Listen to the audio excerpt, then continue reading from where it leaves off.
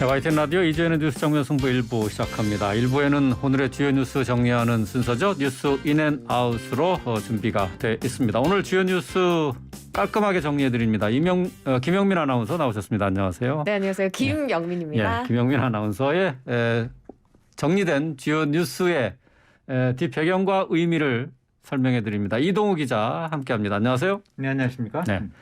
자, 오늘 국민의힘 비대위에서 수해 봉사에 나가는데 이게 말썽이 되고 있습니다. 40여 명, 의원 40여 명이 오늘 수도권 수해 지역 복구 지원에 나섰는데 여기서 김성원 의원의 발언이 논란이 되고 있네요. 그렇습니다. 주호영 비대위원장, 권성동 원내대표 등 당 지도부가 오늘 오전에 동작구의 피해 지역을 찾았는데 여기서 이제 문제가 됐죠. 김성원 의원이 솔직히 비 좀 왔으면 좋겠다. 사진 좀 잘 나오게 이런 발언을 한 겁니다. 네. 권성동 원내대표 발언을 듣고 아무 말 없이 고개를 돌렸고 옆에 있던 이미자 의원이 김 의원의 팔을 때리면서 촬영 중인 카메라를 가리키는 모습까지 포착이 됐습니다.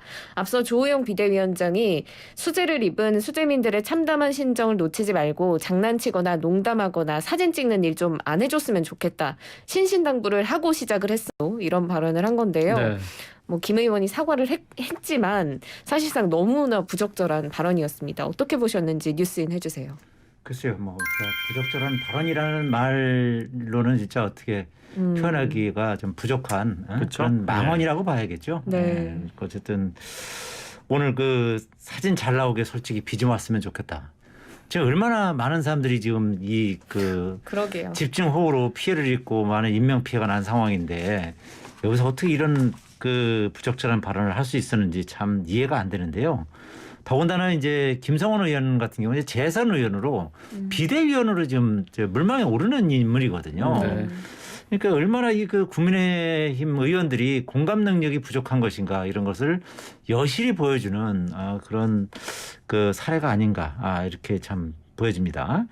오늘 당 지도부하고 국민의힘이 국민의힘 의원들 40여 명이 사당동 폭우 피해 현장 자원봉사에 나섰는데 그 자리에서 이제 김성원 의원이 이런 얘기를 했고 이때 어쨌든 권성동 의원이 바로 옆에 있었음에도 권성동 의원은 아무 말도 안 했고 네. 이미자 의원 같은 경우는 이제 김 의원의 팔뚝을 때리면서 말리기도 했지만 이미 이제 엎질러진 물이 된 상황이었던 것이죠. 어쨌든 이와 관련해서 이제 윤희석 전 국민의힘 대변인은 유구무원이다. 저 발언은 아무리 사석에서라도 해서는 안 될 발언인데 체증까지 됐다면서 김 의원은 정치적으로 앞으로 많이 곤란한 상황이 될 것 같다. 아무리 가까운 사이에 있는 그 사람과 편한 자리에서 하는 말이라도 할 말과 안 할 말이 있는 것이라고 이제 지적을 했고요. 김성원 의원은 결국 사과문을 통해서 엄중한 시기에 경솔하고 사려 깊지 못했다. 깊이 반성하면서 사과드린다라면서 남은 시간 진심을 다해 수해 복구 활동에 임할 것이며 수해로 피해를 입으신 분들께 도움이 될 수 있도록 최선을 다하겠다. 다시 한번 사과드린다. 이렇게 말을 했습니다. 네. 이와 관련해서 이제 민주당의 우상호 비대위원장은 집권당 의원께서 이런 말을 말씀하셨다는 게 믿어지지 않는다. 결국 복구 지원하러 간 의미가 희석되지 않았나라면서 국민들을 도우러 갔다가 오히려 국민들에게 짐만 된 꼴이 아닌가. 있을 수 없는 망발이다. 네. 국민의힘이 납득할 만한 조치를 취해야 할 것으로 본다. 이렇게 말했고요. 이어서 국민의힘 권성동 원내대표를 향해서 옆에서 그런 얘기를 하고 있는데도 원내대표가 꾸짖지도 않는 걸 보고 깜짝 놀랐다. 이렇게 비판하게 됐고요. 우 위원장은 김 의원에 대해서 평소 장난기가 많다는 취지로 언급한 주호영 비대위원장의 발언에 대해서도 이런 안이한 문제인식을 드러낸다면 비대위가 생기자마자 또 실망하는 것 아니냐 하는 생각이 든다. 이렇게 지적을 하기도 했습니다. 네. 우상호 비대위원장의 비판의 얘기도 들어봤는데 야당이 이제 이번 호우 피해와 관련해서 윤석열 정부의 총체적 무능을 지적하고 있습니다. 이 공세를 계속 이어가고 있죠. 네, 박홍근 민주당 원내대표가 오늘 정책조정회의에서 천재지변보다 무서운 건 윤석열 정부의 안일함과 위기 불감증이라면서 국민은 위기 대응 시스템이 제대로 작동하지 않아서 불안하고 윤 정부의 총체적 무능함에 분노한다라고 비판 수위를 높였습니다. 그러면서 이제 대통령실의 인사를 전면 교체해야 한다라고 했는데요. 사실 대통령실 인사 전면 교체 아직까지는 이루어지지 않고 있는데 어떻게 될 거라고 보세요? 글쎄요, 여당 내에서도 상당히 전면 교체 여론이 지금 일고 있는 게 사실이거든요. 네. 그리고 제가 듣기로도 이 윤석열 대통령도 그 부분에 대해서 상당히 좀 심도 있게 고민을 하고 있는 것으로 그렇게 알고 있습니다. 특히 이제 그 정무와 홍보 라인 등에서 이제 여러 가지 혼선을 빚고 있고 여러 가지 무능함을 보인 것이 아니냐. 뭐 최근에도 이제 몇 번 특히 홍보 라인 같은 경우 이제 혼선을 빚으면서 뭐 해명했다가 뭐 다시 또 그걸 반박하고 그렇죠. 뭐 여러 가지 그 좀 우왕좌왕하는 그런 모습을 보인 것도 사실이거든요. 예. 그래서 특히 그 이제 아시다시피 이제 이번에 그 윤석열 대통령이 서울 신림동 반지하 침수 현장 방문 사진을 국정 홍보용 카드 뉴스에 활용한 것과 관련해서 네. 민주당이 이제 강력 비판했죠. 네. 이런 이런 어떤 비극적인 사건을 국정 홍보용 카드 뉴스에 활용한 것에 대해서 경악한다면서 민주당은 실력도 개념도 없는 대통령실 무능 인사들을 전면 교체해야 된다 이렇게 비판을 하기도 했고요. 박홍근 원내대표는 천재지변보다 무서운 것이 윤석열 정부의 안일한 대응과 위기 불감증이다라면서 이렇게 요구를 하기도 했습니다. 이어서 국민은 위기 대응 시스템이 제대로 작동하지 않아서 불안해하면서 정부의 총체적 무능함에 분노하고 있고 대통령이 사과했는데 대통령실은 사과가 아니다라고 하는 오락가락 행보도 어처구니 없다. 이렇게 지적을 하기도 했습니다. 네. 방금 기자님께서 말씀해주신 이 사과가 아니라고 하는 오락가락 행보라는 게 대통령이 앞서 호우 피해에 대해서 불편을 겪은 국민께 정부를 대표해서 죄송한 마음이다 이렇게 입장을 밝혔는데 여기에 대해서도 대통령실 핵심 관계자가 사과라고 생각하지 않는다라고 한 부분이거든요. 왜 이렇게 해명을 한 걸까요? 글쎄요, 하여튼 지금 대통령실의 홍보수석실은 지금 여러 가지 그 메시지 혼선을 빚고 있거든요. 네. 제가 뭐 여러 가지 듣기로도 지금 대통령실 내에서 홍보수석과 뭐 대변인과 여러 가지로 지금 의사소통에서 좀 문제가 있는 거 아니냐 그런 얘기도 많이 흘러나오고 있거든요. 네. 현재 여기서도 보면 어쨌든 그 대통령실의 메시지 관리가 여러 가지로 우왕좌왕하고 있다는 점을 단적으로 보여주고 있는 것이거든요.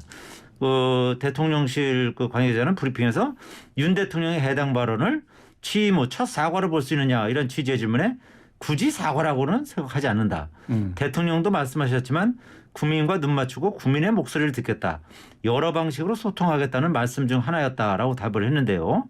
정부를 대표해서 죄송하다는 것이 사과가 아니냐는 그 추가 질문에는 첫 번째 사과라고 하니까 다시 생각해봐야겠다 싶어서 그렇게 말씀드린 것이다. 이렇게 답을 했습니다. 답변을 명확히 해달라는 질문이 이어지자 사과가 맞다. 첫 번째라는 것에 너무 의미를 크게 두셔서 말씀드린 것이다. 라면서 대통령이 한 말 그대로 받아들여달라고 정리를 했습니다. 네. 그야말로 이거 뭐 상식적으로 이해가 됩니까? 결과적으로는 사과라는 거죠. 그렇죠. 결국은 사과, 엄연히 대통령이 사과를 한 건데 그것도 사과가 아니라고 그랬다가 또 결국은 다시는 또 사과라고 했다가 이런 그 대통령실의 그 좀 어이없는 해명 그리고 좀 전에 또 말씀드렸듯이 그런 어떤 비극적인 사건을 두고서 또 대통령 홍보에 또 이를 활용하는 이런 어떻게 보면 참 정무 감각이 거의 제로 가깝다고 봐야겠죠. 예.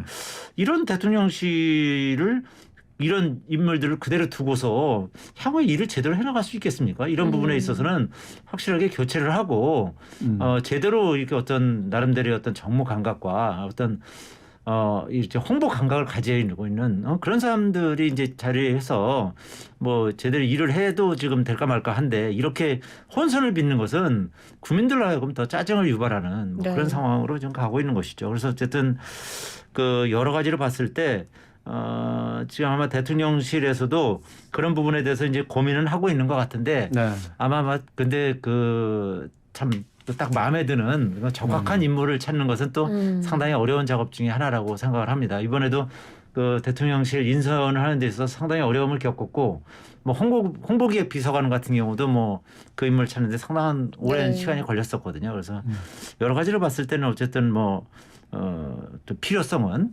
대통령실의 어떤 그 인물 교체의 필요성은 상당히 높아지고 있는 그런 상황인 것은 분명해 보입니다. 필요성은 느끼고 있지만 적합한 인물을 찾기가 쉽지 않다. 이제 거기 또 고민이 있겠네요.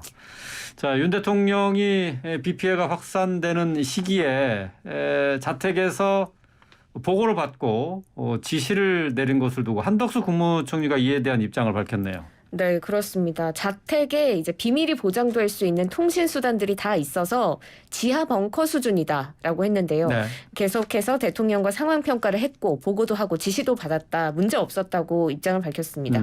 그러면서 요즘 위기 상황이라는 건 꼭 현장에만 있어야 하는 건 아닌 것 같다. 이렇게 말하기도 했는데요. 대통령실이 이 한 총리의 입장에 대해서 대통령 사저 내부 상황에 대해서 말씀드리는 건 적절치 않다라고 입장 표명을 좀 삼가기도 했습니다. 사실 서초동 자택 아파트잖아요. 청와대 지하벙커 위기관리센터만큼의 시설을 갖췄다고 말할 수 있을지 좀 궁금한데요. 어떻게 보셨어요? 그렇게 보기는 어렵겠죠. 네. 한덕수 국무총리 입장에서는 어쨌든 뭐 그 정도 수준을 갖췄기 때문에 뭐 대처하는 데는 크게 문제가 없다. 네. 이렇게 이제 설명하는 과정에서 뭐 이렇게 얘기를 한 것으로 보이고요. 네. 하여튼 그 한덕수 국무총리는 윤석열 대통령이 이제 자택에서 수도권 폭우 상황에 대응한 것 관련해서 그런 지휘는 자택에서 큰 문제 없이 진행할 수 있다 이렇게 설명을 했고요. 한 총리는 라디오 인터뷰에서 폭우 당일인 지난 8일 밤에 자신이 윤 대통령으로부터 지시를 받아서 조치한 상황을 설명하면서 이제 이같이 밝힌 것입니다. 그러면서 자택에 그 비밀이 보장될 수 있는 통신 수단들이 다 있다 하면서 지하 벙커 수준이라고 보셔도 될 것 같다 이렇게 덧붙이기도 한 것이죠. 한 총리는 당일 저녁 9시 반쯤 윤석열 대통령으로부터 중앙재난대책본부에 나가서 현장에서 총괄 지휘해달라는 지시를 받았고 당시 행정안전부 장관은 세종시 현장 지휘본부에 있었다 이렇게 부연 설명을 하기도 했습니다. 한 총리는 계속 그 대통령과 상황 평가를 했고 보고도 드리고 지시도 받았다면서 요즘 위기 상황이라는 것은 꼭 현장에만 있어야 하는 것은 아닌 것 같다 이렇게 설명하기도 했고요. 네. 폭우가 아닌 전쟁이었다면 대통령실에 못 갔던 건 아니냐 이런 지적에 한 총리는 벌써 대통령께서 머물고 계시는 자택에도 그러한 모든 대응시설이 거의 완벽하게 다 갖춰져 있다 이렇게 반박하기도 했는데요. 다만 정부가 충분히 피해도 적고 걱정을 덜 끼치도록 해야 했는데 그런 점에서는 죄송하다 이렇게 밝혔습니다. 네. 한 총리는 이제 집중 피해 지역을 특별 재난 지역으로 선포하라는 요구와 관련해서는 저희가 보기에도 그렇게 가야 한다 이렇게 생각하고 있다고 말하기도 했습니다. 네. 또 최근 윤 대통령의 지지율이 크게 떨어진 것에 대해서는 이런 현실은 저희가 엄중하게 받아들이고 이런 상황이 개선되도록 더 소통하고 협력하는 노력을 해야 할 것 같다 이렇게 말하기도 했습니다. 네. 자, 호우 재난 상황에서의 대통령실의 움직임 분명히 뭐 좀 부족한 점이 있는데 이 부분에 대해서는 좀 나중에라도 좀 한번 찬찬히 살펴봐야 될 게 아닌가 싶습니다. 자, 계속해서 다음 이슈로 넘어가겠습니다. 북한 상황과 관련된 얘기입니다. 북한이 코로나가 좀 확산된다라는 뉴스를 전해드린 게 뭐 한두 달 정도 된 것 같은데 김정은이 그 악성 전염병 위기가 완전히 해소됐다 이렇게 말을 했네요. 네, 어제 이제 전국 비상방역 총화회의가 북한에서 열렸는데요. 김정은 국무위원장이 이를 주재하고 지난달 29일부터 코로나19 감염자로 의심되는 발열 환자가 한 명도 발생하지 않았고 마지막 완쾌자가 보고된 지도 7일이 지났다면서 영토를 바이러스가 없는 청결 지역을 만드는 데 대한 비상방역 투쟁의 목표가 달성됐다. 그러니까 이제 북한의 코로나19가 종식됐다 이렇게 밝힌 겁니다. 네. 북한의 입장을 완전히 믿을 수 있을지 좀 궁금한데요. 뉴스인 해주시죠. 제가 반문하겠습니다. 김현민 아나운서 이거 네. 믿을 수 있겠어요? 아니요. 이거 뭐 그야말로 믿거나 말거나죠. 이런 거는. 네. 그러니까 북한의 어떤 의료와 방역 기술이 형편없는 걸 세계가 다 아는데 그 어쨌든 북한보다 훨씬 그 의료와 방역 기술이 뛰어난 우리나라 같은 경우도 지금 어쨌든 코로나19를 퇴치 못하고 있고 지금 네. 뭐 계속 최근에는 또 늘어나고 있는 추세 아니겠습니까? 다시요.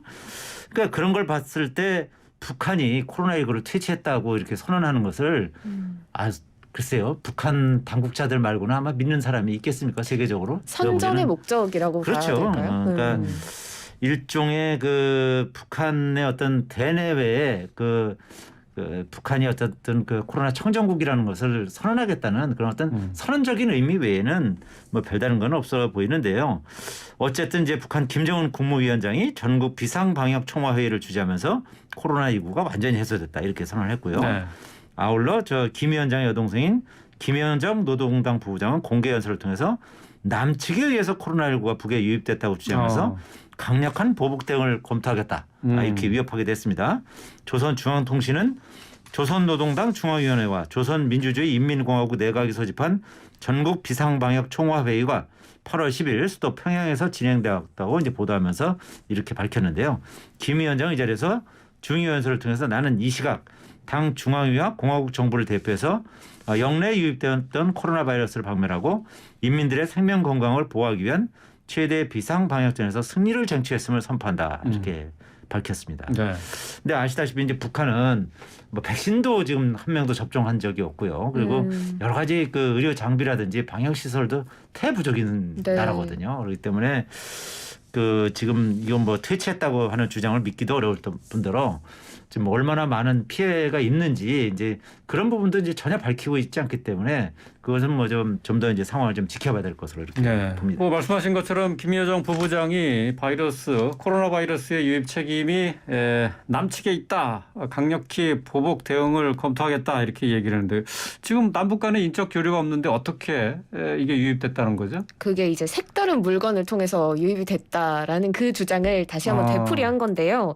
지금 코로나19 바이러스 최초 발생지가 접경 지역인 강원도 금강군 이포리라는 자체 조사 결과를 이제 김여정 부부장이 다시 한번 내세우면서 강원도에서부터 시작됐다. 네, 경위, 정황상 모든 것이 너무나 명백히 한 곳을 가리켜서 이른바 색다른 물건의 악성 바이러스 유입의 매개물로 보는 게 당연하다. 색다른 이렇게 물건. 주장을 했습니다. 예. 그러니까 이 색다른 물건이라 함은 남쪽의 대북 전단을 가리키는 것으로 보이고요. 그러니까 우리나라 때문에 북한에 코로나19가 들어온 거다라는 입장을 다시 한번 대북 내세운 전단으로 겁니다. 그러니까 코로나가 유입이 됐다. 이런 얘기네요. 네, 근데 사실상 이제 뭐 많은 의료 전문가들도 그게 쉽지 않은 거라고 신빙성이 없다고 얘기는 하고 있지만 또 그러면서 그렇기 때문에 우리에게 이제 강력한 보복성 대응을 가해야 한다라고 했는데요. 남한 당국을 박멸해버리겠다라는 수위 높은 발언도 쏟아내기도 했습니다. 김여정 부부장의 입장 어떻게 보셨어요?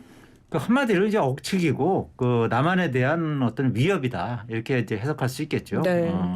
이제 자신들이 겪은 이제 코로나19 유행 상황을 이제 남한에 전가함으로써 그 인민들에게 이제 대남 적대 심리를 고취시키기 위한 일종의 이제 선전 활동의 일환이다 네. 이렇게 네. 이제 풀이가 되는데요. 뭐 아시다시피 이제 지금 오늘 여기 여러 가지를 보면 김정은 위원장 같은 경우도 이제 코로나19에 감염이 됐던 것 같아 보여요. 네. 여러 가지 이제 보면 고열에 우리 당국에서도 이제 그렇게 얘기한 적이 있고요. 어쨌든 그 김 위원장의 동생인 그 김여정 노동당 중앙위 부부장은 우리가 이번에 겪은 국난은 명백히 세계적인 보건 위기를 기화로 우리 국가를 압살하려는 적들의 반공화국 대결 광증이 초래한 것이다라고 주장을 했고요. 전선 가까운 지역이 초기 발생지라는 사실은 우리로 하여금 깊이 우려하고 남조선 것들을 의심하지 않을 수 없게 했으며 경위나 정황상 모든 것이 너무도 명백히 한 곳을 가리키게 되었는 바 따라서 우리가 색다른 물건들은 악성 바이러스 유입의 매개물로 보는 것은 당연하다 이렇게 주장했습니다. 지금 이제 김영민 아나운서 말씀하신 것처럼 그 악성 바이러스 유입의 매개물은 이제 대북 전단으로 보고 있는 건데 네. 전문가들은 뭐 이런 가능성은 그렇게 높지 않다고 이제 보고 있는 것이고요. 네. 이제 이런 주장을 통해서 어쨌든 북한으로 지금 이제 그 대북 전단들이 넘어오는 것을 경계하는 이제 그런 일석이조의 효과도 이제 보려고 하는 네.